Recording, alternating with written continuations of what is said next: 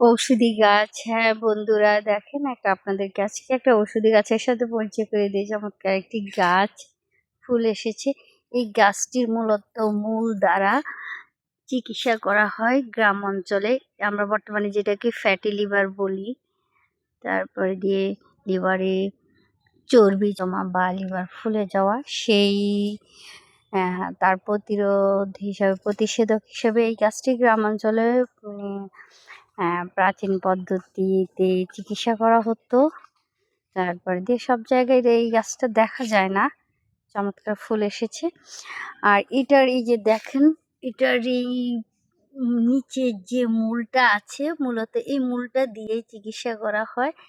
যে মূলটা বের করে এটাকে পরিষ্কার করে খেজুর গাছের কাটা দ্বারা গ্রামে চিকিৎসকরা এটা দ্বারা চিকিৎসা করে। তারপরে দিয়ে তারা কোনো কিছু পরে এটার গায়ের মধ্যে কাঁটাগুলো কয়টা যেন 7টা না কয়টা যেন কাঁটা পুড়ে দিয়ে ওইটা মাটির চুলায় ঝুলিয়ে দেওয়ার জন্য বলে, এবং এটা আস্তে আস্তে রস শুকাতে থাকে আর মানুষ সুস্থ হতে থাকে। তারপরে যাই হোক, এটা আমাদের বাগানে লাগানো, আমার মায়ের হাতের। আমার মা 6 বছর হলো গত হয়েছে, এই মাসে ওনার 6 বছর পূর্ণ হবে। আর তিনি মূলত এই গাছটি লাগিয়ে রেখে গিয়েছিলেন। এখন এটা একটা থেকে 2টো হয়েছে, তারপরে 2টো। এবার দেখছি যে প্রথম এই গাছে ফুল আসলো, ফুলটাও অনেক চমৎকার দেখতে। তারপরে দিয়ে এই আর কি। আর হচ্ছে আরো একটা জিনিস শুনলাম আমার জেঠিমার কাছ থেকে, এটা দ্বারা মানুষের যে কোনো কিছু, এটা কবিরাজি চিকিৎসা।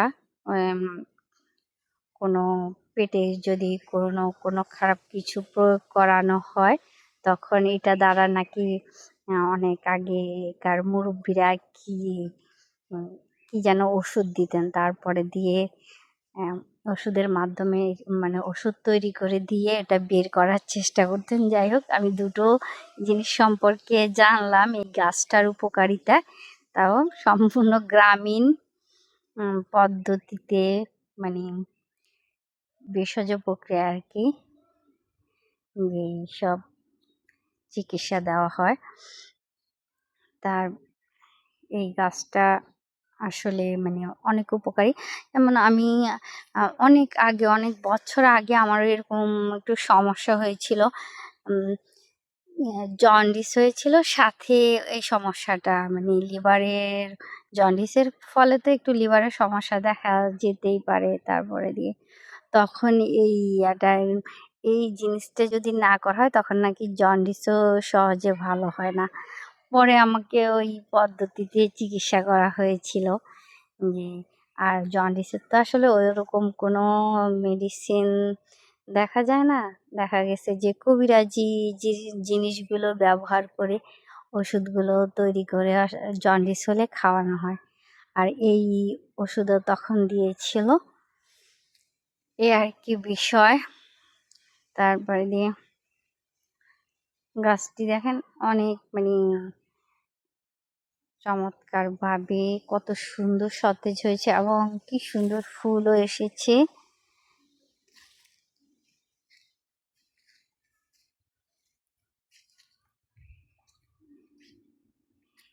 ঠিক আছে বন্ধুরা, সত্যিকার অর্থে এটি একটি অনেক উপকারী একটি গাছ।